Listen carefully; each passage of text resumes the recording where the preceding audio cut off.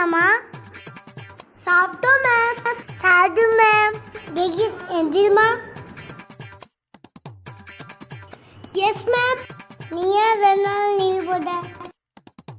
எங்க அப்பா தான் சொன்னாங்க ஒரே இடத்துக்கே வீடுனா மரியாதை இருக்காதுன்னு. லீவ் போட்டலா? டாக்டர் சர்டிஃபிகேட் வாங்கிட்டு வந்தியா? நான் டாக்டர்கிட்ட எவ்வளவோ கேட்டு பார்த்தேன். அதான் கஷ்டப்பட்டு வாங்கின சர்டிஃபிகேட்டு அதெல்லாம் தரமாட்டேன்னு சொல்லிட்டாரு. ஆகா